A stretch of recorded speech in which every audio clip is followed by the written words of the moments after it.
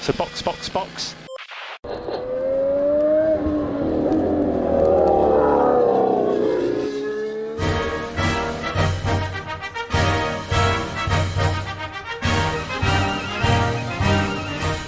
Olá, sejam bem-vindos a mais um episódio do Box Box Box, o original. Eu sou Aninha Ramos e hoje estou aqui com Denis Augusto. E aí, o Leclerc já era vencedor dessa corrida desde a quinta-feira, mas ninguém ouviu eu aqui nesse programa. Vou deixar aqui, ó. Quem tá no grupo sabe. Lequifose não canta a vitória antes do tempo, como sabe muito bem a nossa convidada especial, Isabela Moura, do Team Leclerc Brasil. Parafraseando Galvão Bueno, eu me confesso com os olhos cheios de lágrimas. É isso aí. Depois de não terminar corridas na Fórmula 2, ter 2 poles e não terminar 2 corridas, não começar uma, ter corrida estragada por estratégia e ter punição, Charles Leclerc finalmente venceu o GP de Mônaco. Finalmente.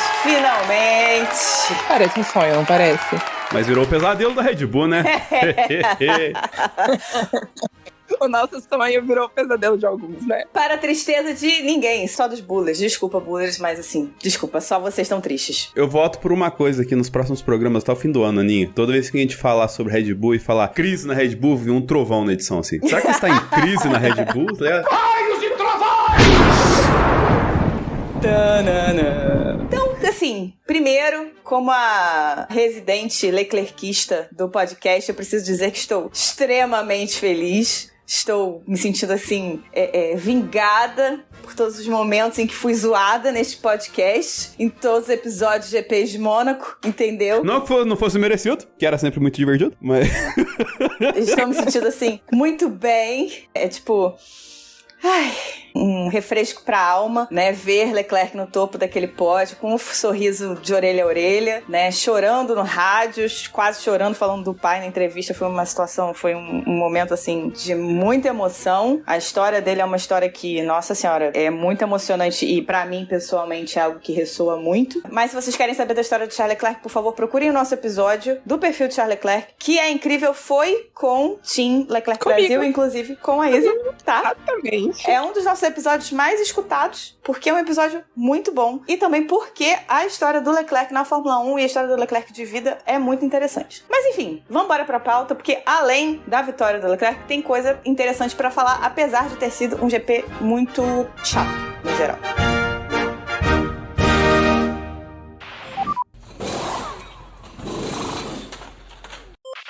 Bom, pódio foi Leclerc. Piastri e Leclerc, eu acho importante destacar aqui que durante o final de semana o Piastri fez uma declaração de que ele estava procurando as raízes monegascas dele, e o Leclerc falou que, bom, se quiser eu te adoto, né? E aí virou a piada do final de semana de que agora Piastri é Piastri e Leclerc. E Carlos Sainz completando o pódio com a outra Ferrari, o que pra nós tifosi tá maravilhoso. Então, 2 Ferraris no pódio, maravilha, show de bola. Não, o campeonato de construtores tá ficando muito interessante. É isso, tá?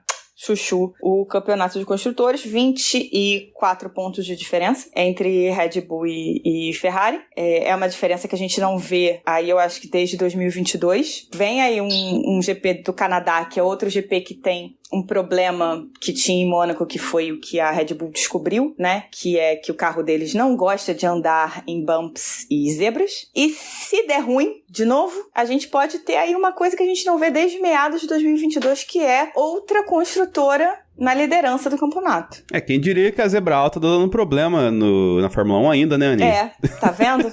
Quem poderia imaginar, não é mesmo?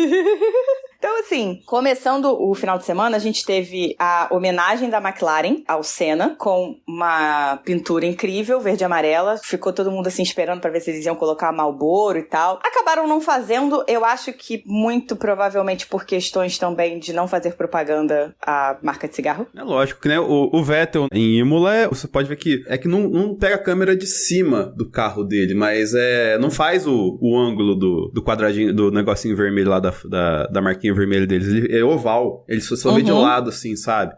Porque, assim, além das questões de evitar cigarro, né, do merchandise, tudo mais, e apesar de ter ainda uns vape por aí espalhados nos carros de Fórmula 1, é um merchan de graça, e que se puder evitar, é melhor evitar, né? E tem a questão também de que tudo que tem a ver com Senna passa pela Senna Brands, né? Pela marca Senna, que é controlada pela família. Então, tudo tem controle muito forte da família Senna. Então, eles, com certeza absoluta, estiveram por trás ali das escolhas da McLaren para fazer essa homenagem. Então, muito legal ver as nossas cores. Muito legal ver um carro amarelo, né, Denis? Eu vou ser polêmico aqui. Você não gostou do carro amarelo? Não, esse é o carro mais bonito da temporada, ponto, mas ele é feio. Foi a coragem que deixou ele bonito. Ah, tá, entendi. Eu achei esse tom amarelado um pouco... Não sei dizer. Que porra é essa? Um pouco assim. Mas eu achei a homenagem muito interessante. Acho que foi o que me fez gostar. Porque de olhar pro carro assim e falar, gostei. Eu sei que eu torço pra um piloto que tem gostos questionáveis, então eu não posso falar muito sobre isso. Porém, não sei. Muito bom, nota 7. É assim, quem viu aquela live nossa sobre as pinturas da temporada sabe que eu acho todas as pinturas horríveis. Mas, assim, visto que todas as pinturas horríveis, essa pintura é a mais bonita delas? Ela é a mais bonita pra mim? Não, você... Entendeu?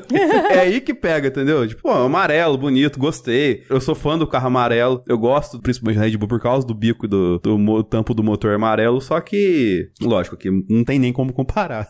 Porque é o amarelo do capacete. E é o da hora do amarelo do capacete, porque na onboard ele pega o tom mais claro, mas pega nas fotos de fora, ele pega um tom mais ouro. Então, eles pegaram uma tinta amarela que fica muito... Que é a tinta que remete muito ao capacete do Senna. Você pega as câmeras de onboard, assim, do Senna também. Ele é um amarelo mais claro, mas você vai ver na foto, ele é um amarelo mais puxado pro ouro, assim. Que, inclusive, é a cor do amarelo utilizado na logo do Box, né, Aninha? Sim, exato. Assim, valeu muito a homenagem. Acho que qualquer coisa que homenageie o Senna vale. Acho que qualquer coisa que no final das contas vai dar dinheiro pro Instituto Ayrton Senna, que no final das contas ajuda, assim, muitas crianças, pra mim tá valendo. Não importa se tá indo se tem dinheiro indo pra bolsa de gente rica também. Posso estar sendo polêmica? Posso. Se vocês quiserem me cancelar, depois vocês me cancelem. Mas tá indo dinheiro pra gente rica? Tá. Mas tá indo dinheiro pra gente que tá precisando também? Então, pra mim, tá valendo. É isso. Depois vocês me cancelem, é o problema de vocês, tô nem aí. Tá ajudando. O que importa é isso. É isso, cara. Vai ajudar a gente que tá precisando? É isso aí.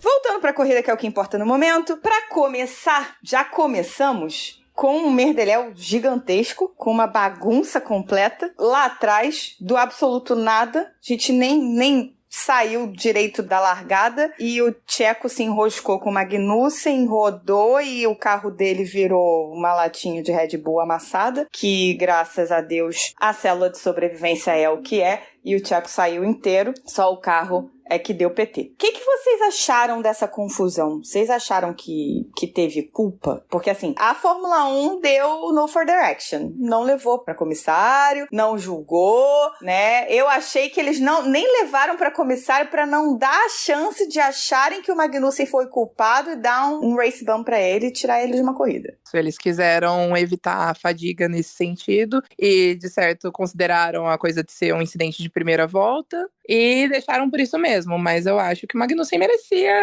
sentar no banquinho um pouquinho. Ele anda muito maluco nessas últimas corridas. Assim, é bom pro entretenimento? É ótimo, né? Porém, resulta em coisas como de hoje. Não vou reclamar, porque graças a esse safety car, a nossa estratégia deu muito certo. Vai saber o que seria se não tivesse esse safety car. Esse safety car não, essa red flag, né? Porém, eu colocaria a culpa no Magnussen, se fosse pra culpar alguém. Achei ele otimista demais. Ô, Aninha Ramos, ou como diz aqui a OneDrive, a Cássia Ramos. Você estava aqui, eu estava aqui também, no cast de Miami, quando a gente conversou sobre o magnata espalha-lixo, e que eu virei e falei que, poxa, aqueles pontos que ele tomou em cima do acidente com o Logan Sargent, eu achei injusto por conta de que não era tão claro que... Aí a gente fez a régua, né? Que o Rubens foi mais pro lado do Sargent, eu fiquei mais no meio e você foi mais pro lado do Magnussen. Sim. Esse acidente de hoje, eu também tendo... eu não vou passar pano do Magnussen hoje, pode ficar tranquilo. Mas eu também tendo a lado do Magnussen, incidente de corrida, mas na régua mais puxado pro lado do Magnussen. Aqui o Magnussen tem mais culpa do que aquele dia do Sargent. Sim. Se fosse uma regra, assim, com pesos bem dosados, ele tomaria ponto e no Canadá quem ia correr é o menino urso e tchau e benção. Menino urso, sim. Mas a gente sabe que não é assim a Fórmula 1 e provavelmente eles tinham uma noção ali, né, de que tirar os pontos ali da licença dele pro Magnussen era tirar ele da prova e seguraram. É sempre assim. Vai chegando perto do piloto, eles tiram lá um ponto lá de trás, eles fazem vista grossa em outros e tal, mas enfim. Dito tudo isso, a culpa é do Checo, porque P18 P18, pelo amor de Deus, né, irmão? Pois é, acho que a culpa é do Checo dele ter estado nesta situação, né? O Checo estar participando dessa situação é dele, porque ele estava em P18, não era nada pra ele estar em P18. Agora, concordo com você e com a Isa, né? Que o Magnussen foi completamente otimista demais de botar o carro onde ele colocou ali. O que me pegou nessa história é que se a Fórmula 1 usou a régua de que acidente de primeira volta não vou revisar, tinha que ter feito isso pro Sainz, tinha que ter feito isso pro Ocon e pro Gasly. Mas eles notaram o Sainz e o Piastri, eles notaram o Ocon e o Gasly. Esse acidente, eles nem notaram como, tipo, incidente entre Pérez, Hülkenberg e Magnussen. Eles notaram como incidente lap 1, turn 1, uma coisa assim. Então, ficou estranho. E quando saíram os resultados, né, na questão do Sainz com o Piastri, ok, no further action, que eu concordo, acho que ali foi completamente incidente de corrida, o Sainz, né, tentou entrar, não sei o que, não deu espaço, deu um bicadinho ali, acabou, furou o pneu, beleza. Eu acho que foi isso, concordo plenamente. O Ocon e o Gasly, eu acho até que a situação do Ocon era realmente para uma punição, mas se você tá tratando aquela situação lá de trás como situação de primeira volta, por que você não tratou a do Ocon e do Gasly como de primeira volta também? Exatamente. É isso que me pega. Seria uma tendência maior a não punir ninguém. Exatamente. E tem outra coisa também dessa primeira volta que me pegou. Eu, como ferrarista, como tifosa, eu não vou reclamar, ok? Não vou reclamar 2 vezes, ok? Não vou reclamar. Tá parecendo a Robin How I Met Your Mother, né? Você tá bem? Eu tô bem. Sim, eu tô bem. Eu tô muito bem. Eu tô bem, sim. Não, eu vou pontuar, mas eu não estou reclamando, eu estou muito feliz que aconteceu. Mas eu vou pontuar porque é importante, porque a gente tá falando de inconsistências da FIA. Então a gente precisa pontuar. Até porque a Haas não pontua mais, né? A Haas não pontua. A Haas foi desclassificada da classificação, porque teve problema de distância no DRS, né? Entre as asas no DRS. Então ela foi desclassificada da classificação. Mas a FIA deixou... Eu acho que a FIA passou o Sainz 2 vezes. Muito, assim... Ela deixou o Sainz passar, assim... Deu mole, assim, passou um pano pra ele. Lindão. Uma foi, na verdade, não foi nem a FIA, foi o Albon. O Albon passou um panaço, assim, pra ele, que salvou ele de tomar a punição no grid de largada, do impedimento. É que, assim, pra mim, quando eu vi o vídeo, eu falei, porra, fudeu.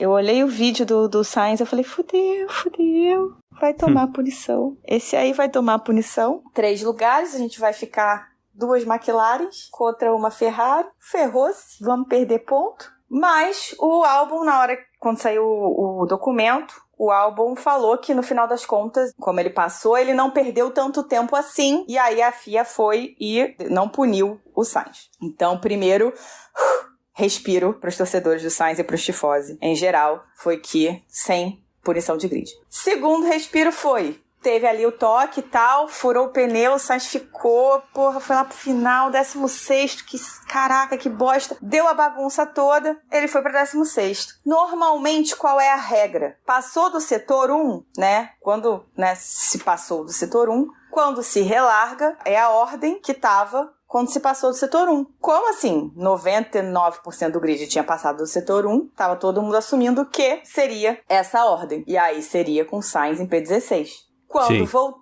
voltou com ele em P3, de novo. Então voltou lá pro que era da largada. O que foi estranho, porque, na verdade, quando voltou, o Ricardo voltou tendo perdido a posição. Então foi meio discrepante. Então até agora eu não entendi a decisão. Sinceramente, a gente já viu coisa pior, né? Repito, como tifosa, não estou reclamando em absolutamente nada. Estou simplesmente pontuando que a FIA é louca. E que não existe critério nenhum, né? E que não existe critério nenhum. Então, essa situação do Magnussen, pra mim, era pra ter tido uma punição pra ele. Aninha, você quer o maior advogado de uma punição pro Magnussen, que o próprio Hülkenberg, que a hora que bate o negócio, o rádio dele mais ou menos assim, tipo, bicho, desnecessário isso aí. Tanto o rádio dele foi assim que eu tava vendo, eu vejo na TV pela Band, e aí no computador eu fico acompanhando no Multiviewer com a F1 TV, e aí eu fico ouvindo a narração também da galera da F1 TV. E a galera da F1 TV ficou confusa nessa hora com o rádio do Hülkenberg, e na hora eles não sabiam quem é que tinha batido. E aí eu até me confundi, tanto é que no Twitter, quando eu tava, né, fazendo a cobertura, eu achei que tivesse sido o Hülkenberg a bater no Pérez. O que eu achei estranho, porque normalmente o Hülkenberg não se mete nessas confusões. Mas eles se confundiram até com esse rádio, porque eles acharam que o Hülkenberg tinha falado isso, porque o Hülkenberg tava reclamando do Pérez, ter fechado ele e tal, não sei o quê. Mas não, ele tava reclamando do acidente em geral. E que bagunça, né? E na verdade foi a única coisa que aconteceu na corrida, de fato. Depois disso foi só marasmo, né? Pra gente até chegou com um delay, né? Porque a gente não teve as imagens no instante em que o incidente aconteceu. Quando a gente viu, tinha pedaço de Red Bull pra todo canto. E não dava pra entender direito quem é que tava envolvido nessa confusão. Veio o rádio do Hülkenberg e pensamos o quê? Hülkenberg fez merda. Ou Pérez fez merda. Foi. E assim, quando a gente olhou também, o Pérez já não tava mais no carro, o que foi bom. Porque a gente já sabia que, bom, se o Pérez já não tá mais no carro, então ele tá bem. Porque não tem ambulância, não tem nada. Se o Pérez já não tá mais no carro, tá tudo bem, ótimo, maravilha. Aí, bom, além disso tudo, aí o clima gostoso da Alpine, que o Ocon... Eu sei lá o que o Ocon... Assim, eu sei que de uns tempos pra cá, houve uma tendência do Ocon ser amado. Eu não entendi qual foi essa virada de chave. Porque, assim, desde que eu acompanho há muitos anos, mas quando eu comecei a acompanhar com mais, né, afinco, o Ocon sempre teve companheiro de equipe bem carne de pescoço. Mas ele também nunca foi um companheiro de equipe molezinho, não. Ele sempre teve grandes confusõezinhas. Não era só o Pérez que brigava com ele brigava com o Pérez. Não era só o Alonso que brigava com ele brigava com o Alonso. Eram uns negócios complexos, ele não era um cara fácil, não era um cara mole. E hoje ele deu uma amostrinha do Ocon que eu conheço, entendeu? E não do Ocon amorzinho que eu venho vendo a galera falar tanto. Não, primeira volta, Aninha. Primeira volta. Naquele lugar, com aqueles carros, hoje em dia... Nossa. Não, peraí. O que ele fez, amigão, volta lá pra ver o vídeo. Não é primeira volta. Aquilo ali foi esquadrão suicida. Não. Ele jogou o carro pra cima do Gasly. A merda ficou federal pro lado dele. Ele jogou o carro pra cima do Gasly. Desculpas que ele teve que postar nas redes sociais depois dessa confusão, e as entrevistas que ele teve que dar depois já mostram que realmente, se tinha alguma coisa... Eu vou parafrasear o Pedro Certezas agora. Ele jogou muito o carro pra cima. Foi feio. Claro, ali tem histórico. A gente já contou, a gente já falou em outros episódios do histórico. Ali tem histórico. O mais recente, vai no Drive to Survive, a gente contou de novo. Exatamente. Ali tem histórico. Né? Assim, a Alpine... ela arriscou levando pra botar os dois juntos, né? Porque tem um histórico. O Gasly também não é florzinha que se cheire, não, né? Tanto é que quando eu vi a entrevista dele, né, depois, ele tava botando lenha na fogueira, sabe? Tipo, 1.200 funcionários na fábrica, não sei o que, ele não pode fazer isso, lá. Eu tava assim, caraca, Gasly, pelo amor de Deus, cala sua boca. Para de botar lenha na fogueira, já foi, já passou, entendeu? Chega, já deu. Mas assim, é um negócio que você não faz. É um negócio que você não faz. Você não joga o carro pra cima do teu companheiro assim. Não importa se é Mônaco ou se é, sei lá, Arábia Saudita, que você tem espaço na pista. Entendeu? Se é França, que você tem aquela caralhada de espaço. Catar. Você não faz. Você não joga o carro pra cima do teu companheiro de equipe assim. Você não faz isso nem com cara de outra equipe. Quanto mais com o teu companheiro de equipe. Ele jogou o carro pra cima do Gasly. Tanto é que o carro voou. Na hora eu achei até que fosse ele por trás. Depois eu fui ver o vídeo de novo pra entender qual foi a merda. E foi pior ainda. Porque eu achei que tivesse sido ele por trás e o Gasly tivesse voado. Só que não, foi pior. Ele conseguiu se colocar numa posição tão estranha que realmente parecia que quem tinha voado era o Gasly. Mas Sim. quem poderia imaginar? Mas eu acho que o que deixa essa situação toda pior é pensar no caos que tá a Alpine esse ano, no quanto eles precisam pontuar. E era uma oportunidade. Sim, estavam os dois próximos, né? Não, eles deram muita sorte porque você vê logo depois que o Ocon faz isso, que o pneu do Gasly tá quadrado, entende? Uhum. Por causa daquilo ali. E eles deram muita sorte de ter dado red flag, porque provavelmente se segue a corrida do jeito que foi ali, o Gasly ia perder aquela posição, eles iam perder o ponto que eles ganharam na prova, cara. Sim. E você ouve o rádio do Gasly, o Gasly fala e o Gasly não fala nem dele. Assim, não que eu acho que a gente estivesse super preocupado com o Ocon naquele momento, mas eu acho que ficou muito claro quanto o Gasly viu que o carro dele nem tava tão ruim não, porque ele fala assim, cara, ele acabou com o carro, porque ele viu que do jeito que o Ocon fez, o carro do Ocon ficou destruído. O rádio do Gasly foi, caraca, ele acabou com o carro, ele destruiu o carro. O que ele tá fazendo? Ele não pode fazer isso. Então, cara, a situação tá feia ali. O TP da Haas, que eu não vou saber falar o nome dele, então eu não vou me atrever a fazer isso, porque eu acho um desrespeito. Ele falou que está conversando sim com pilotos franceses. Então, acredito que haja esses caras possibilidade. Tem outros países, né, pra eles procurar pilotos, eu acho. Eu acho que a situação da Haas tá tão bizarra que tanto Gasly quanto o Ocon estão falando com absolutamente todo mundo. Que eles estão falando com a Audi, já se sabe, porque a Audi deixou muito claro que os pilotos, né, na lista dela são Sainz, eu acho que é o número 1, é o Sainz, o Ocon e o Gasly. E o Drugo? Aí depois surgiu essa história de Drugo. O Drugo, pra mim, eu acho que assim, não faço ideia de por que botaram o nome dessa... Não faz nem sentido. Eu acho que só se os três se resolverem muito fácil, sabe? Tipo, sei lá, o Sainz na Mercedes, o Gasly na Haas, o Ocon, sei lá, em algum lugar aí, e aí sobra a vaga. Acho que só assim. Só se for assim, porque é muito difícil. Eu acho assim, tem mais chance, sei lá, de Mick Schumacher, alguma coisa assim. A Alpine tem falado com o Mick, até porque o Mick tá correndo na Alpine, na WEC, não é isso? Então, tem muito mais opções. Eu acho muito difícil o Drugo conseguir essa vaga na Audi. Não só na Audi, né? Acho que pensar nele no futuro na Fórmula 1 é muito otimista da nossa parte. E já vem sendo muito otimista há muito tempo. Mas nós temos uma certa dificuldade em aceitar isso, né? Sim. Assim, a gente vem aqui no país da esperança, né? Que a gente fala que nunca morre. Tudo. É fã do Senna, né? Então a gente sempre acredita, né? Mas de acreditar a realizar é... É isso.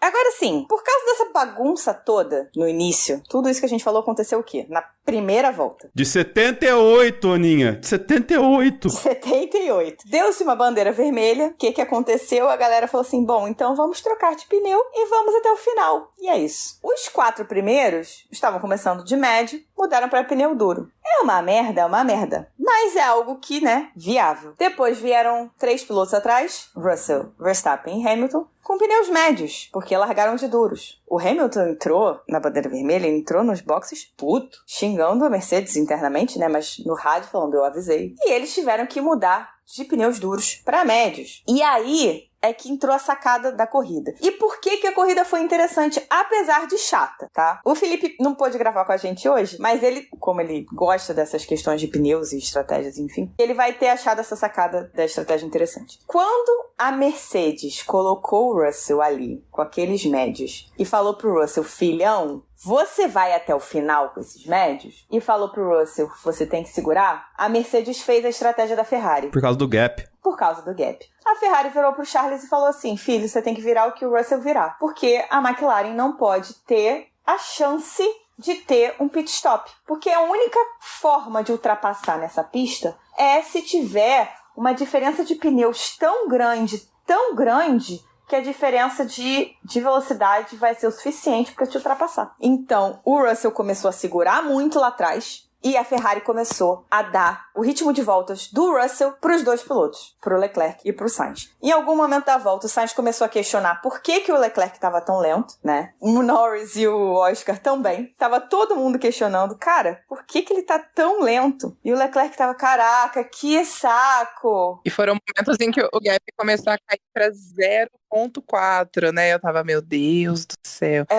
E tinha uma hora, assim, que... 2 pontos sobre isso. Uma hora que eu quase bateu 18,5 de gap, assim, sabe? Aí eu falei, nossa, será que vai dar? Mas depois de, tipo, bater os 18, chegou o retardatário. Aí misturou tudo de novo, aí foi sem chance. E o segundo ponto é que, assim, a gente teve uma demonstração de como seria se alguém tivesse um pneu vermelho por conta de incompetência do Stroll. Porque ele foi fazer aquela chicane depois do túnel lá, fez que nem quando a gente vai jogar Fórmula 1, que a gente vira um pouco errado ali, bate o pneu de trás no guard-rail lá naquela chicane lá de baixo, e estourou o pneu. Só que ele é tão incompetente que nem pra ele soltar o estilhaço do pneu na pista, ele soltou na entrada do box. Então não teve nem bandeira amarela, nem fiscal pulando, não precisou de nada disso. Graças ele foi lá, a Deus! Aí ele fez isso, colocou um pneu vermelho e fez a graça dele lá. Passou Logan Sargent, passou Guan Yu Zhou e tudo mais, assim. Falou, nossa, que pilotão, né? Não, foi cagada dele. Mas, enfim, seria isso, entendeu? Mas, tipo, é 2, 3 carinhas ali que você passa se você conseguir, mas também, se você parar pra pensar, o que o Logan Sargent e o Guan Yu Zhou ia disputar a posição com o Lance Stroll, tá ligado? O 0 pelo 0. Então, assim, é questão diferente. Teria alguma chance pro Norris fazer alguma coisa? Teria, mas eu acho que seria muito remoto, porque uma coisa é você fazer essa graça pra cima do Zhou, outra coisa é essa graça pra cima do Sainz, cara. Eu acho que o Norris teria, talvez, lutado pelo 3º lugar. Ponto. Mais do que isso, eu acho que ele não teria feito. Porque eu não acho que a McLaren teria tido o culhão de mandar trocar. Eles não iam ter tirado o 2º lugar do Piastri. E se fizessem isso, a Ferrari tinha virado pro Charles e falado, aperta. Sim, ele tava sobrando tanto, ele colocou, tipo, 8 segundos no final, a hora que, tipo, vai, corre aí, menino. A hora que ele pôde acelerar, ele colocou. Acho que terminou em 7,5, 7,8, alguma coisa assim. Foi. Porque no final ele tava assim, faltando, sei lá, umas 20 voltas, sei lá, 15 voltas, uma coisa assim. Ele virou assim, cara, posso deixar pra lá e correr minha corrida? Aí o Brian virou, não. Foi literalmente isso. Aí continuou dando os números do Russell. Mas por que eu preciso fazer isso? Aí ele começou a questionar. Aí foi a hora que o Brian explicou pra ele, não, porque a gente não quer que a McLaren tenha um pit stop de graça. Porque foi um pouquinho depois que o Hamilton parou. Porque, na verdade, a diferença de ritmo das 7 primeiras era tão maior do que o restante, que era Tsunoda pra trás, que o Hamilton, a certo ponto, tava com 40 segundos na frente do Tsunoda. Que foi o momento que o Hamilton e o Verstappen pararam. E o Russell podia ter parado também. O Russell não parou porque a ideia da Mercedes era exatamente segurar o Verstappen e manter a posição na pista. Não que o Verstappen fosse fazer muita coisa, que é incrível a gente falar isso, né? Mas enfim. Pois é, eu achei que talvez a distância dele pro Russell não fosse tão grande quando ele parou, ele tivesse um pouquinho mais de pneu pra ter ultrapassado. Mas quando ele chegou, a diferença já não era tão gritante. Então, o Russell tinha segurado tanto, economizado tanto aqueles médios, tinha feito um trabalho tão absurdo de gestão com aqueles médios, que quando o Verstappen chegou, o Russell foi, apertou um pouquinho mais com os médios e segurou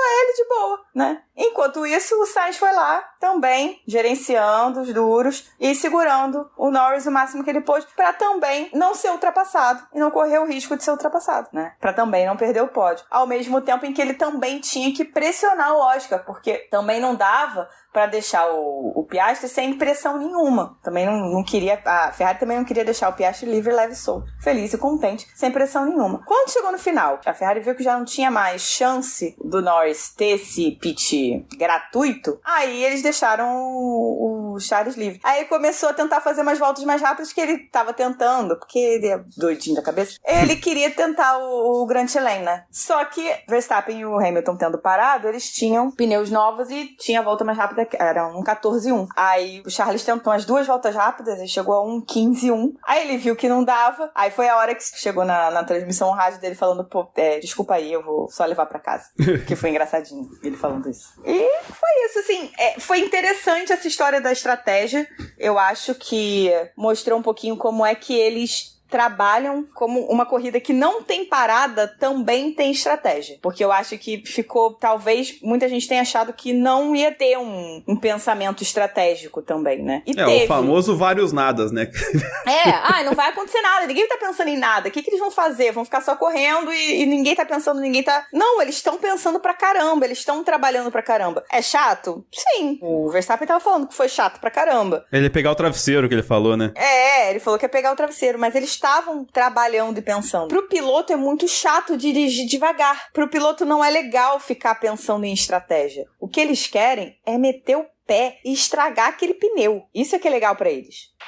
Falando em estragar pneu, vamos trazer uma coisinha aqui, e pode ser 2 coisas em um. Primeiro que essa regra da troca obrigatória, poxa, é legal ter isso, deu acidente, red flags, pode fazer o que quiser com o pneu, mas eu acho que ela poderia ser pensada, né, porque se acontece isso, sei lá, com 1/3, 1/4 de corrida, num circuito que nem Mônaco, acabou a corrida, porque os carros cresceram, a pista não cresceu na mesma proporção, porque é impossível de crescer uma rua, né, e acabou, velho, o pneu não desgasta, desgasta, que é o segundo ponto. Pirelli, leva pra um pneu que, tipo, não desgasta, cara, então não faz mais sentido, assim. Lógico, eles pensam na estratégia, uma corrida completa e tudo mais, assim, mas, poxa, o pneu dura 77 voltas fácil. Eu acho que pelo menos poderia, sei lá, tirar uns 30% de vida desse pneu aí. Eu acho que seria bem honesto e não tiraria segurança de ninguém, né? Pra você fazer algumas trocas, pelo menos, tá ligado? É 30% que eu tô pedindo, não tô pedindo pra tirar metade da vida útil do pneu, não, sabe? É um pouquinho só. Só pra ter...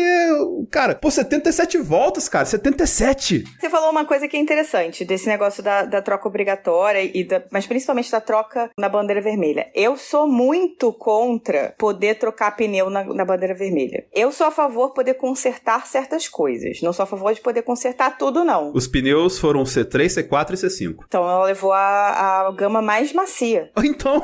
Tipo, é a que mais desgasta. Se a gama que mais desgasta rendeu 77 voltas... Então acho que a Pirelli tá fazendo um pneu que tá bom demais. Tá bom demais, tá muito maravilhoso. Não, pra gente, dependendo, né?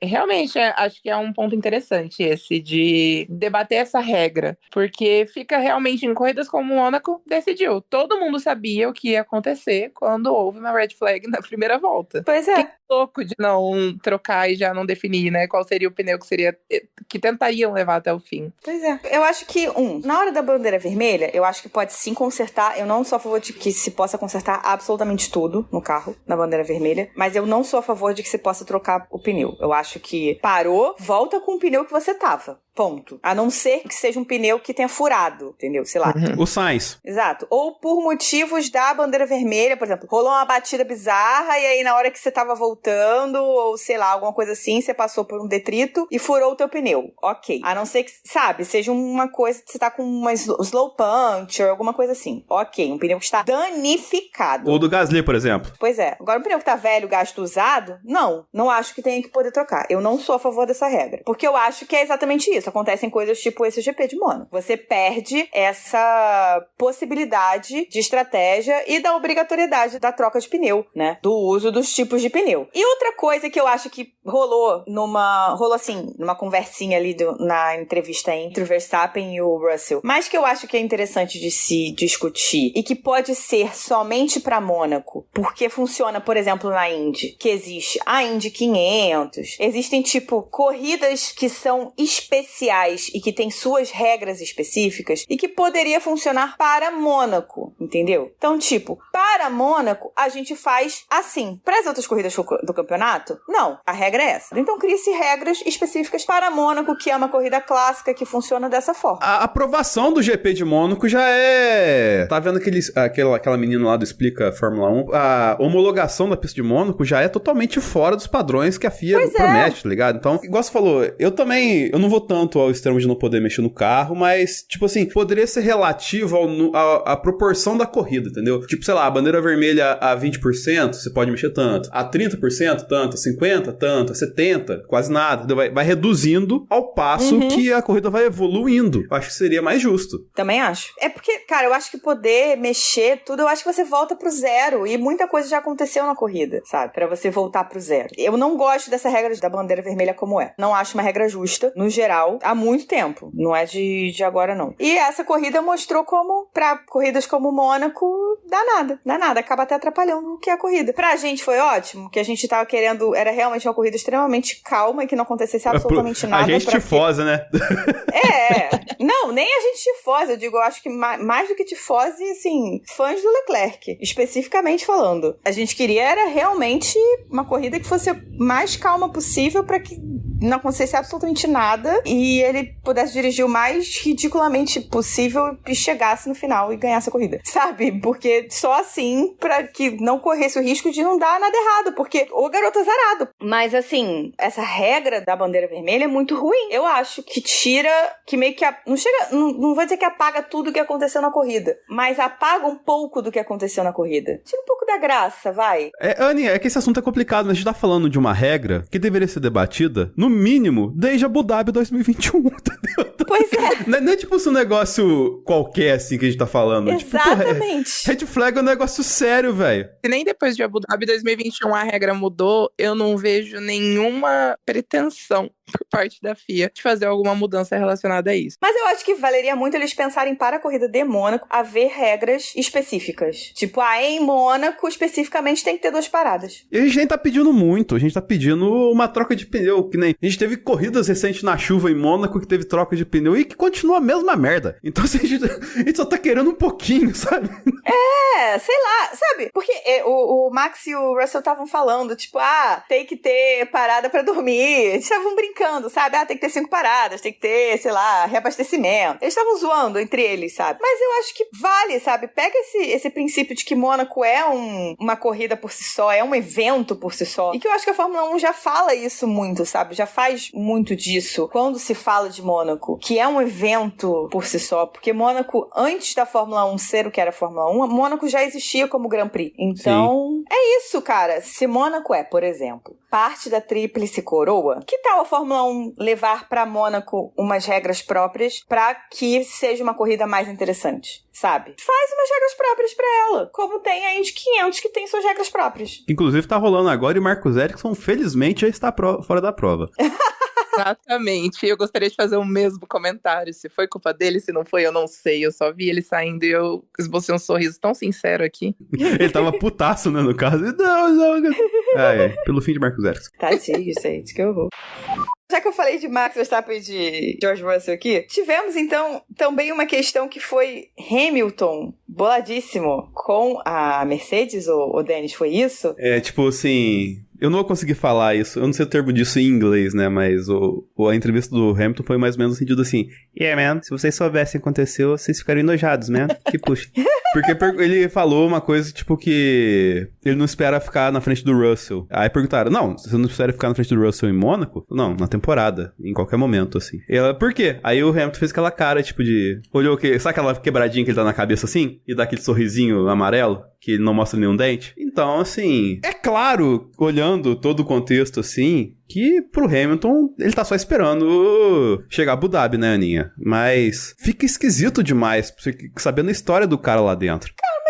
Olha, faz sentido. Ele pode ficar puto quanto ele quiser. Mas vamos lá. Ele tá saindo da equipe. Chegou num ponto em que a equipe não vai mais fazer o que ele quer. Desculpa, cara. Te adoro. Acho que você é foda. Estou muito feliz que você está indo pra minha equipe. Mas você tá saindo da Mercedes. Agora a Mercedes vai olhar e vai fazer o que o Russell quer. Se o Russell tá dizendo que é pra desenvolver pro lado X e não pro lado Y, a equipe vai fazer o que o Russell quer e vai focar no Russell. É essa a direção que a Mercedes vai tomar. Você tá saindo. Você pode dar a indireta que você quiser, você pode ficar puto quanto você quiser, entendeu? Pode ser o heptacampeão maravilhoso, incrível, a pessoa maravilhosa que você é, mas é esse o caminho que a Mercedes tem que tomar. E a Mercedes não está errada. Ele tá saindo da equipe. Ele escolheu sair. Ele tá errado de escolher sair? Não acho que esteja. A Mercedes tá uma bela bagunça. A Ferrari claramente está mostrando uma evolução que a Mercedes, pelo menos, está demorando mais para mostrar. Pode ser que esteja evoluindo, que vai evoluir, que vá para um caminho legal, etc, etc. Mas hoje a Ferrari tá mostrando uma evolução mais rápida do que a Mercedes, tá? E ele escolheu sair. Ele pode dar a indireta que ele quiser, o sorriso amarelo que ele quiser, mas hoje a Mercedes tem que olhar pro Russell. Sim, sim. Porque a escolha foi dele.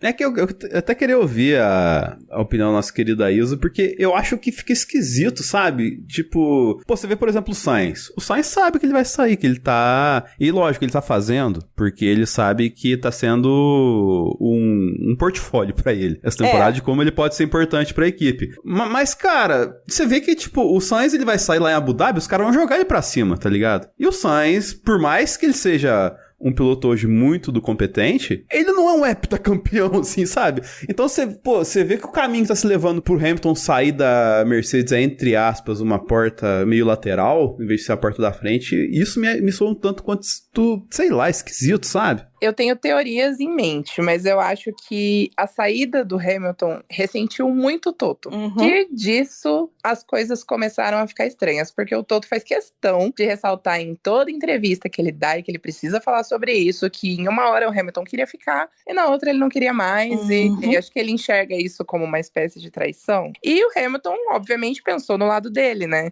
Ele, querendo ou não, ele tá cada vez mais perto de uma aposentadoria. Ele não parece uma pessoa de quase 40 anos, mas ele tá caminhando, né? Diferentemente do Alonso, eu acho que o Hamilton não vai querer ficar a vida inteira na Fórmula 1. Então, eu acho que ele precisa pensar na carreira dele mesmo, tomar as decisões. Foi isso que ele fez. Acho que essa decisão dele pegou o Toto de surpresa e as coisas começaram a mudar de um jeito que talvez o Hamilton não esperasse. E aí agora ele vem trazendo essas declarações, o que eu acho muito triste, porque Hamilton e Mercedes foi um casamento que deu muito certo por muito tempo. A Mercedes é o que é por causa do Hamilton. O Hamilton se tornou essa coisa grandiosa que ele é também por causa da Mercedes. E tinha que terminar de um jeito melhor, né? Não com essas indiretas todo fim de semana, dali, daqui. Essas coisas. Se você soubesse o que aconteceu, eu ficaria enojado. Mas eu acho que talvez o Hamilton esteja se sentindo um pouco de lado em relação ao projeto, mas é a vida. Ele tomou a decisão dele e, de fato, ele não pode mais estar à frente de um projeto que não vai ter ele pro futuro. Então, mas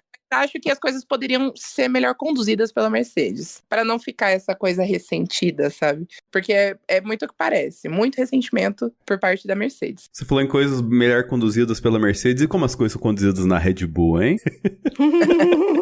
A gente tá torcendo pra que continuem sendo conduzidos assim, essa é a verdade, tá? A Red Bull falou, né, essa semana, o Marco tava falando no final de semana, que o carro deles tá com problemas pra passar por cima das zebras e por cima de bumps, e que tá com problema de correlação entre o simulador e a pista. Os dados que eles coletam na pista quando batem com o simulador, né, os dados não estão fazendo sentido, né, não estão batendo, e aí eles não conseguem fazer com que as coisas se correlacionem, não conseguem fazer com que os resultados sejam os mesmos no simulador e na pista. Seria bom ter um engenheiro pra fazer esse meio de campo, né? Poxa. Então, assim, o BMI pode ficar lá horas e horas a fio no simulador, que ele não vai conseguir fazer um setup que melhore o que vai funcionar, né, que melhore o carro pro Max o suficiente. Pode até melhorar, mas não vai melhorar o suficiente. O carro continua pulando que nem um canguru, como o Max tá falando, né? Que chato, hein? Que chato, não é mesmo?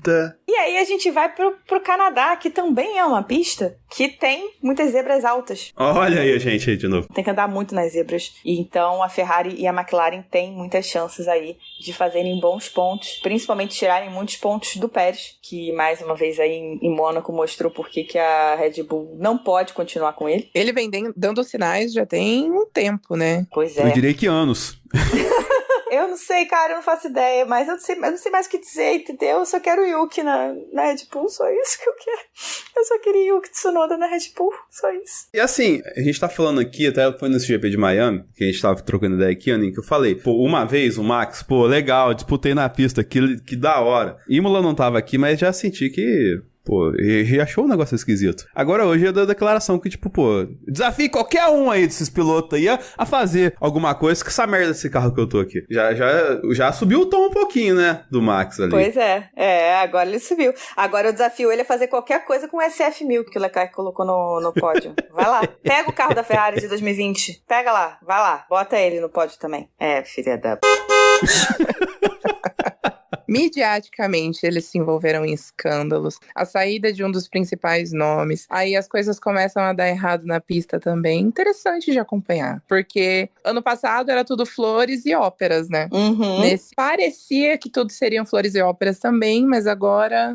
Mas a conferir, né? Se vai continuar. Se é um problema pontual, se a curto prazo vai ser resolvido. É engraçado porque eles falaram tanto, né, quando começou aquela bagunça do Adrian Newey e não sei o quê. Ah, não, porque o Newey, ele nem é tão importante assim, ele faz coisas muito pontuais no carro, a gente tem uma equipe técnica super importante, não sei o quê. E foi só ele se afastar oficialmente que o negócio começou a não dar muito certo. Então, não sei, será que eles estavam, na verdade, subvalorizando o papel do Newey no carro? Não sei, né? A conferir. A gente conversa isso quase que toda semana, né? Tipo, pô, é possível uma equipe cair por ego, cair por interferência política, por corporativismo? Parece que é. Cara, inacreditável isso que a gente tá vivendo. Mas enfim, a ver, porque uma coisa que a gente sempre reclama de calendário aqui, né, Aninha? Mas uma coisa que é boa de você ter um calendário gigante a gente acha que é a 8ª prova, né? E ainda tem mais 16 provas até o final do campeonato. Então, a gente tem um campeonato da época do Senna inteiro ainda pra ser disputado.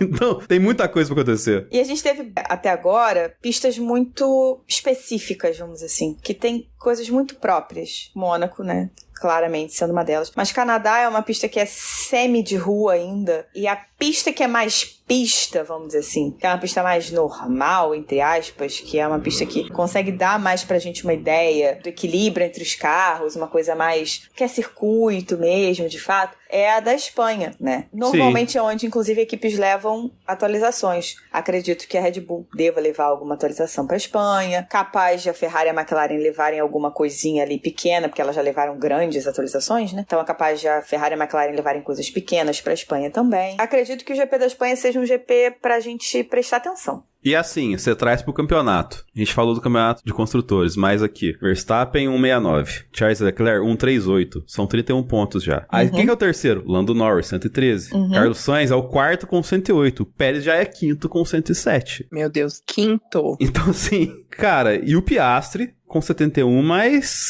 com a seta lá pra cima, como diria o pessoal, que quando fala que o cara tá bem. O Piastri, pô, acabou de sair de um P2 em Mônaco, sabe? E acabou de ser adotado por uma família rica. Então cara, tá dando tudo certo pro Piastri, entendeu? Então, assim, esse campeonato que prometia nada, tá entregando tudo, Aninha. Tá entregando pra caramba. E assim, pra gente finalizar, vamos finalizar bem? Vamos finalizar com o Ferrari Cast? Ai, vamos. A felicidade da pessoa.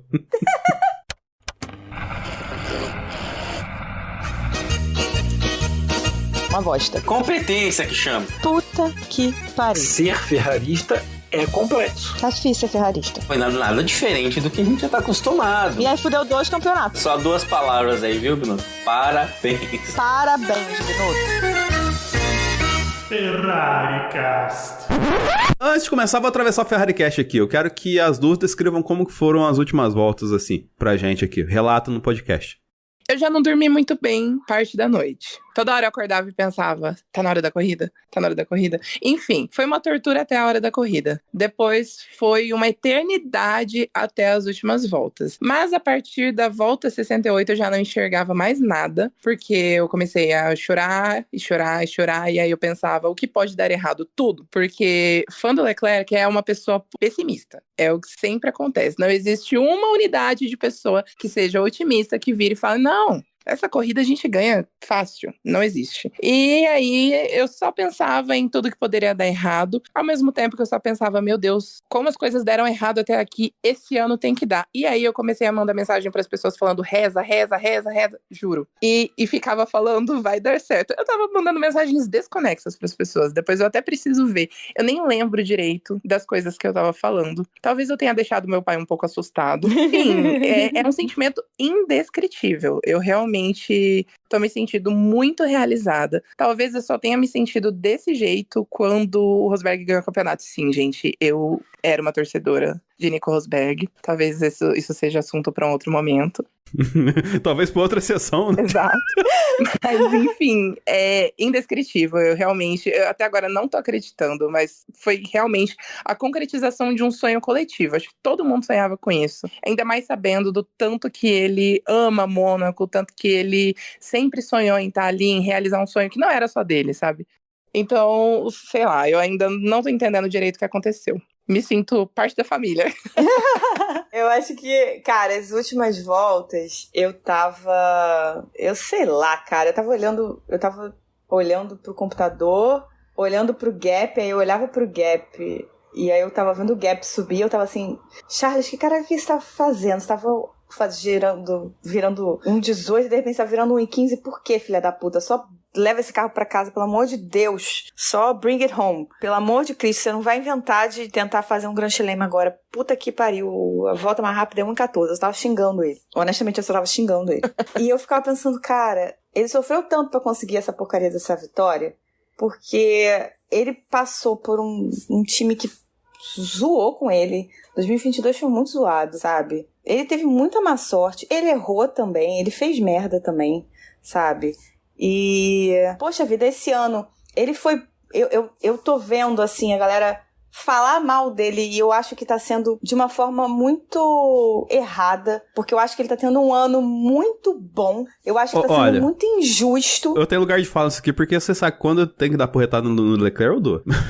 A Aninha sabe bem disso. Cara, esse ano o Leclerc, ele tá muito consistente, assim, sabe? Ele tá bem regular. Mas o problema é escapar em treino livre, entendeu? As pessoas decidiram virar analistas de treino livre agora. Então, assim, esse ano eu acho que ele tá tendo um ano extremamente consistente. Ele tá muito certo. Eu achei esse final de semana dele, ele estava calmo, de um jeito que eu acho que eu nunca tinha visto. Eu vendo os treinos livres dele, eu tava assustada, porque cada volta que ele fazia era uma volta mais rápida. Era um setor mais rápido. Cada volta que ele fazia era melhor. Cada volta que ele fazia era melhor. Eu tava assim, gente, ele tá de um jeito, uma concentração, um foco, uma entrega. Eu não sei explicar direito. Tá de um jeito que eu não tinha visto ele antes, em Mônaco especificamente. E aí, sabe... As últimas voltas foi aquele momento que foi tudo se direcionando pro mesmo lugar, sabe? E aí eu fiquei só olhando aquilo e falando assim, cara, só leva até o final que vai dar tudo certo. Só leva até o final que vai dar tudo certo. E quando veio aquele rádio dele falando ele só pedindo desculpa pro Brian, desculpa, eu só vou levar até o final. Porque ele tinha tentado fazer a melhor volta. Aí eu falei, tá, ele entendeu. Sabe quando cai a ficha do amadurecimento da pessoa? Acho que foi esse o momento. E aí eu só comecei a sorrir. E eu fiquei esperando o rádio final, porque eu sabia que o rádio final ia ser tipo a catarse da história toda. E eu não chorei. Eu não chorei, porque eu fiquei sorrindo do início ao fim, assim, desse momento, ouvindo o rádio dele, ouvindo ele falando em italiano e conversando com o Brian e vendo as entrevistas, enfim.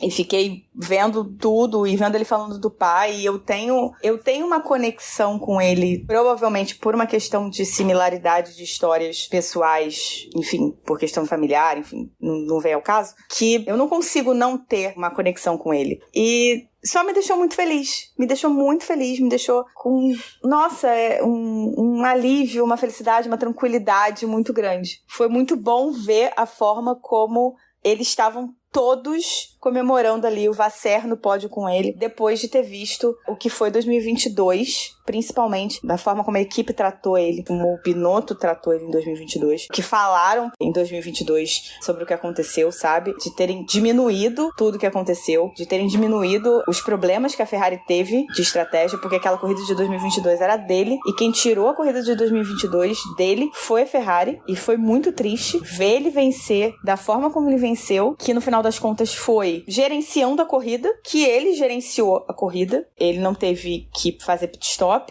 então foi ele gerenciando o tempo de volta, ele gerenciando todo o ritmo e mandando no ritmo da corrida, e claro, a equipe, né, dando esse input pra ele, de quanto ele tinha que virar, e ele tendo que se segurar pra não correr mais e não fazer o que ele queria fazer, que era ir mais rápido, que é o que todo piloto quer fazer, não só ele, todo piloto quer ir mais rápido. E foi uma coisa muito bonita de se ver e de ver a maturidade dele nesse momento também, sabe? Ele dá um suspiro no pódio em um certo momento que o hino tá tocando. E eu acho que esse suspiro representa todo mundo, né? A gente esperou muito por isso. Eu acho que era o momento mais esperado. Além da vitória em Monza, claro. Mas assim, o momento mais esperado era ver ele concretizando esse sonho. E realmente...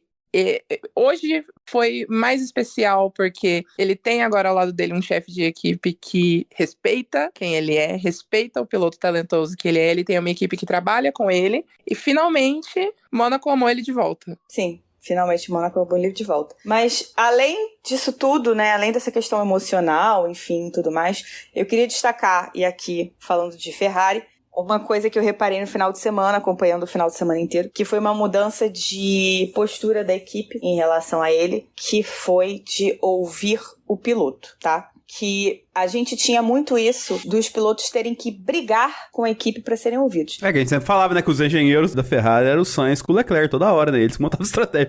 Exatamente. Volta, então. Mas era aquela coisa de eles terem que brigar com a equipe, né? Então o Sainz acabava aparecendo muito dele sendo o engenheiro, aspas, né, da equipe, porque ele brigava muito, ele é muito mais vocal, né? Ele é um cara muito vocal, ele fala muito mais no rádio do que o Leclerc passa a corrida inteira quase calado, ele não fala muito no rádio. E o Sainz é o cara que é muito mais vocal durante a corrida. Então ele tá o tempo todo falando e tal, não sei o quê. Então tem sempre aquela coisa de que eles estão brigando com o engenheiro no rádio. E esse final de semana, o Leclerc, durante os treinos e durante o quali, toda hora o Brian ia falar com ele, né? E aí falava assim, a gente precisa fazer não sei o que, mas você escolhe. A gente precisa disso aqui, mas você escolhe. Então assim, mudou muito a forma como eles estão lidando com os pilotos, tá? Estão ouvindo mais. Então, por exemplo, em Mônaco, o principal, né, a coisa mais importante é classificação. Então, em certo momento, eles estavam lá, né, fazendo treino de volta rápida, e o Brian vira pro Leclerc e fala assim, a gente precisava fazer uns treinos de ritmo de corrida, mas fica por sua conta, mas você escolhe. Ele falou assim, não, vou fazer quali. E ele continuou fazendo quali.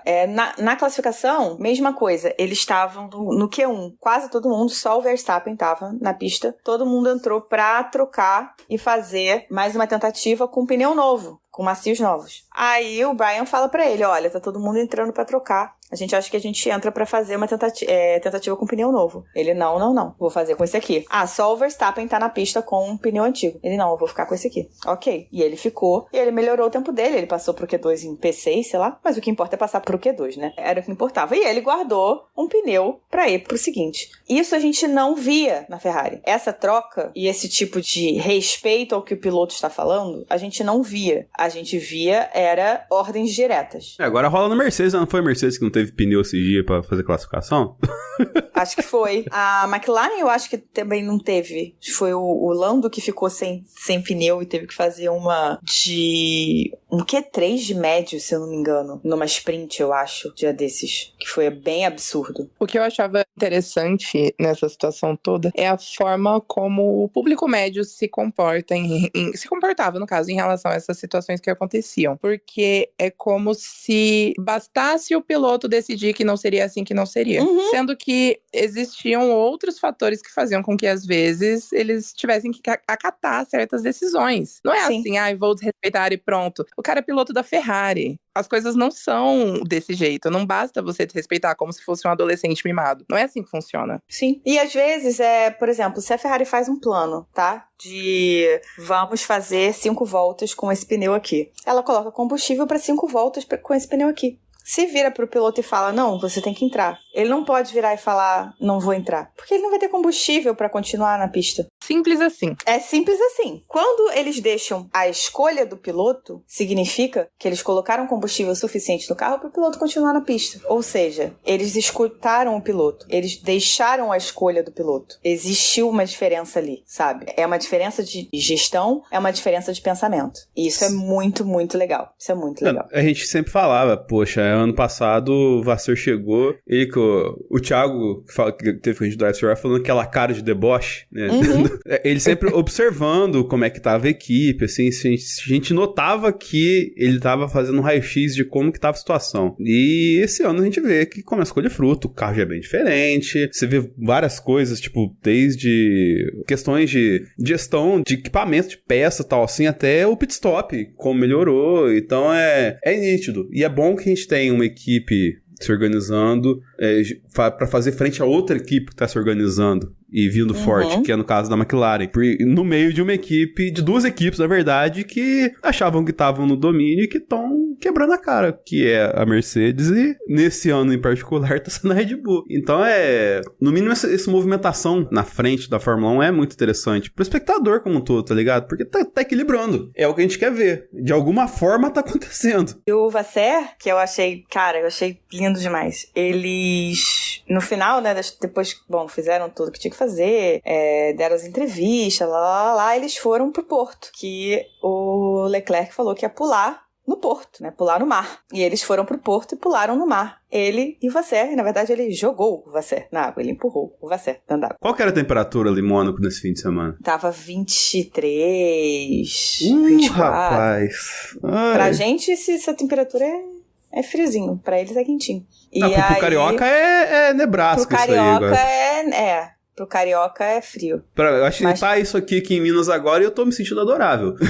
Não, pro carioca 23, 24 é bom. 20 é frio. Entendi. E aí, ele empurrou o Vasser, enfim, eles pularam e tal. E aí tem uma foto que é maravilhosa, que eles estão sentados na beirada, assim, né, do porto, e eles estão de mão dadas, sabe? Rindo de mão dadas. E é uma coisa que, cara, nossa, eu acho que eu não teria visto com Binotto. Não, nem nos melhores tempos de Binotto. Binotto já tiraria nem o óculos, cara. Ele teria ficado de trás, com os braços cruzados, rindo, vendo o Charles pular, entendeu? Porque o Vasseur tem um tratamento muito diferente também com os pilotos, né? A gente consegue ver uma relação mais descontraída, eu diria. Eu acho que isso ajuda bastante também. Sim, eu tô gostando demais da forma como o Vasser tá conduzindo a equipe. Espero que continue assim, espero que continue crescendo dessa forma. Já falei, repito, queria ilustrar aquela carequinha, dar um beijinho naquela carequinha do Papai Vasser, entendeu? Que ele merece. Espero que a equipe continue crescendo e que as atualizações continuem vindo e o carro continue melhorando, porque tem tudo pra dar muito, muito, muito certo. E espero termos muitos Ferrari Casts bons, com muitos 1-2 aí pela frente. Não só 1-3, não. Quero muitos 1-2 aí pela frente. Aí já é um pouquinho demais, né? Por que não? Eu só espero ter o Ferrari e McLaren como é a Fórmula 1 clássica, entendeu? A disputa na frente das duas equipes. Sim, melhor que Red Bull. Não, mas 1-2 de Ferrari não, tá? Não, Não, quero 1-2 sim, quero 1-2 sim. Já teve isso, já, agora de novo. Deixa abaixo. 16 anos sem ganhar o título. Me deixa. O último título da Ferrari, o Hendrick não era nascido, cara. É isso? O Hendrick tem 16? Não, mentira, o Estevão. O Hendrick tem 17, na verdade. Ah, tá. O Hendrick tem 16? Porra, não. É um ano de diferença, Ninho. Então, Um aninho. Mas ele era nascido. Não, mas o Estevão não. Caralho, o Estevão tem 16. Vamos pro nosso melhor, pior decepção, então, pra terminar. Isa, como convidada, seu melhor. Eu preciso mesmo falar. O meu melhor em Mônaco, uso número 16, é conhecido como Charles Leclerc, o pai do Léo, né? Vai o pai saber. do Léo. Enfim, gente, que fim de semana irretocável. Seria clubista da minha parte em outras circunstâncias, mas dessa não tem como. É o homem disparado. As pessoas precisam aceitar. Eu tô um nojo, gente, É o melhor. Sim, hoje eu não vi um hater dele na timeline, inclusive. Todos calados, porque não tem do que falar, entendeu? É o melhor, não tem jeito. É o melhor do GP de Mônaco. E quando eu falo de GP de Mônaco, eu estou me referindo desde sexta-feira. Talvez desde quinta. Se a gente pudesse eleger a melhor entrevista, talvez eu poderia votar nele também. Enfim, é o melhor. Não tem jeito. É isso. Pior? Ocon, porque surtou. Surtou demais, não deu pra entender legal. A equipe tá precisando dele. O que ele faz? Surtou. Sei lá, virou coringa. Não deu pra entender, cara. Não deu. Eu gosto do Ocon, mas esse pano não tá dando pra passar. O Ocon porque surtou é muito bom, cara. E sua decepção? Olha, decepção, acho que vai na Red Bull mesmo, porque eu esperaria algo mais promissor vindo deles. O que não aconteceu, né? O Pérez, assim, eu entendo que a má classificação do Pérez é mais demérito do Pérez do que da Red Bull, se a gente observar a classificação que o Max fez. E ele só nos classificou melhor, eu acredito, que pelo erro, né, que ele cometeu. Porém, decepção total. Não estou reclamando, tá? Longe de mim. Justo. Denis? Vamos lá. Melhor... Charlin, esse fim de semana não tem como falar, porque ele fez o que deveria ser feito. Além de tudo que você falou, é isso. Ele fez o que deveria ser feito e levou. Pior o Ocon, por ter metido ter feito a doideira que fez ali, não tem como falar. Cara, decepção coloquei Mônaco, porque, cara, Mônaco é sempre assim, e... Eu acho que a decepção vem muito dessa questão, não tipo a pista de Mônaco é ruim. A gente já falou várias vezes aqui em vários contextos, os carros são gigantes hoje. são banheiras, e você não consegue passar. E a gente tem várias peculiaridades acontecendo na Fórmula 1, assim, várias pistas diferentes. Eu acho que cabem algumas pra gente melhorar um pouquinho Mônaco, entendeu? Talvez, sei lá, não precisa todo ano, mas acho que eu lembro uma vez que a Polita postou um mapa de cima de Mônaco com outro traçado, sabe? Que saía ali, depois que você desce ali antes do túnel lá e tal, e vai lá pra frente, volta, assim, e que poderia ser uma alternativa pra pista e tal. Eu acho que chegou na hora de testar umas coisas assim, sabe? Porque Mônaco é uma pista que não tem como ampliar, tá ligado? Não tem... É rua, velho. Não tem como você fazer 1 metro de rua pra lá, 1 metro de rua pra cá. Então... Tem que ver alguma coisa de traçado, entendeu? Se não tem como você melhorar a rua, você tem que testar traçado. Eu acho que tá na hora de a gente testar, porque, poxa, o entorno, o charme, né, como diria uma amiga minha, o je ne sais quoi de Mônaco ninguém tem. E ela sair não vai ser legal pra Fórmula 1. Isso. Meu melhor... Poxa, Charles Leclerc, nossa, não tem como, né? Número 16 foi o final de semana dele, como eu disse, do início ao fim. Acho que ele tava virado, sangue no zóio, de sexta-feira até o final. Um foco, assim, absurdo. No finalzinho ali, antes do pódio, né? Ele tava falando pro Carlos que ele tava nas últimas 2 voltas, ele começou a sentir os olhos cheios d'água. E aí ele tava tipo, não, Charles, pelo amor de Deus, puta que pariu, né? Agora não. Porque ele começou a lembrar do pai, do Jules, de tudo, e foi enchendo de emoção nas últimas 2 voltas, porque veio tudo de uma vez pra ele, depois de tudo que aconteceu. E esse final de semana, ele simplesmente foi puro foco. E foi incrível. Foi realmente incrível. Ele tava, assim, fazendo tudo certo do início ao fim. Ele não saiu da linha em momento algum. Ele não se deixou abalar em momento algum. Acho que esse foi o final de semana em que ele simplesmente não se abalou. Eu achei impressionante. Assim, ele foi perfeito. Meu pior foi o Ocon também. Acho que unanimidade. Surtou. Como a Isa falou, não, é o tipo de coisa que, sim, você não faz com um colega de equipe, você não faz nem com um cara que não é da sua equipe. Você não faz o que ele fez com ninguém. Sei lá, não sei o que deu no Ocon. Louquinho e, da vida. Assim, só um apontamento rapidinho, Aninha, o peso desse negócio do Ocon, porque a gente tá no campeonato que agora só Joe, Bottas e Sargent não pontuaram. Pois é. A Alpine precisava muito de ponto. Muito mesmo. E eu sei lá, cara. Mano, não dava pro Ocon fazer isso. É o tipo de corrida que tu pega leve na curva 1, sabe? É o tipo de corrida que na primeira volta você vai leve, porque não tem como, sabe? Mas enfim, minha decepção, eu tinha colocado Red Bull, mas como a Isa já colocou, eu vou mudar e eu vou colocar Alonso e Aston Martin, no geral, né? Eu ia falar só Alonso, mas assim, que Aston Martin no geral. Não porque, digo, assim, pô. O Alonso saiu no Q1 e ele tinha ido muito bem nos treinos livres, mas aí a Aston Martin provavelmente, né, errou feio na questão do tráfego no Q1 e deixou ele ferrado, e ele saiu no Q1, que provavelmente também foi o problema do Pérez, tá? Além, é claro, do carro não tá bom, ele provavelmente não era pra ter saído no Q1. Talvez ele tivesse saído no Q2, mas não era pra ele ter saído no Q1. E aí, na corrida, cara, a Aston Martin, no geral, bom, não tinha muito o que fazer, mas aí o Stroll troca de pneu, aí vai, bate, fura o pneu, novinho em folha. Aquelas batidas mais bobas do que eu não sei o que, né? A batida mais boba possível. Olha, brincadeira, cara. Sem sacanagem. Não, você disse bem, você disse bem. Eu vou ter que mudar meu voto, porque eu lembrei de uma declaração desse fim de semana, porque perguntaram pro Stroll se ele vai ficar muito tempo, porque esse negócio dele tá meio triste na Fórmula 1 e tal, assim. Ele falou, os meninos estão mexendo bastante coisa lá na fábrica, lá, acho que eu vou ficar uns bons anos aqui ainda. Então, só por essa declaração, já, nossa, tem que ser a pior equipe ever. Não. Por favor, não. Não dá. É difícil, hein? É difícil. So, box.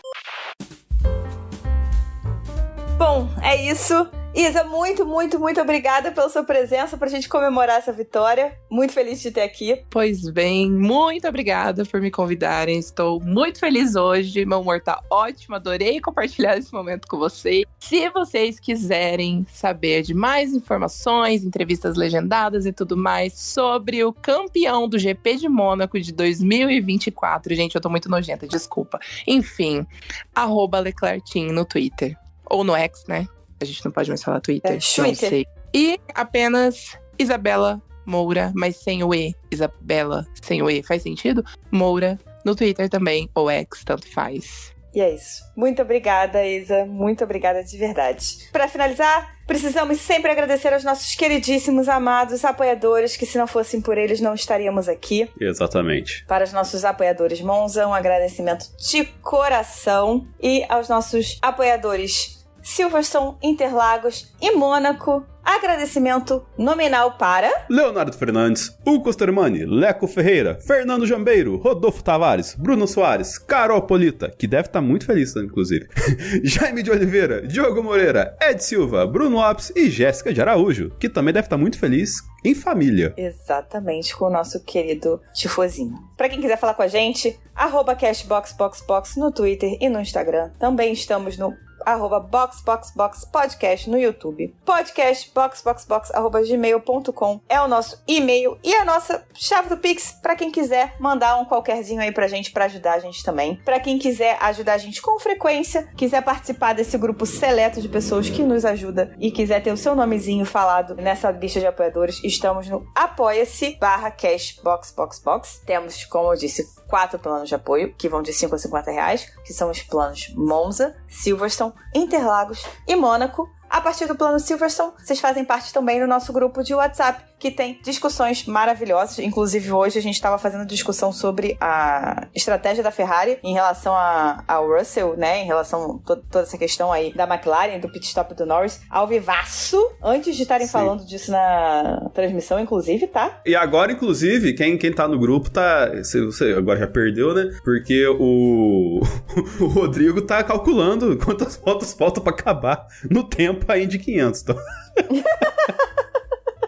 Então tá maravilhoso. Sim, nosso grupo é sensacional. Pra semana aí vão vir vários gráficos legais que o Felipe faz pra gente sempre, pra falar de rendimento dos carros, dos pilotos, previsões, enfim. Sempre tem muita coisa maneira. Durante a semana tem muitas discussões legais. Não se esqueçam também de avaliar a gente, 5 estrelas, thumbs up, 100, 10, o que o seu reprodutor de áudio permitir pra aumentar nosso engajamento. É isso, galera. Semana que vem tem mais e... Box, box, box. Box, box, box.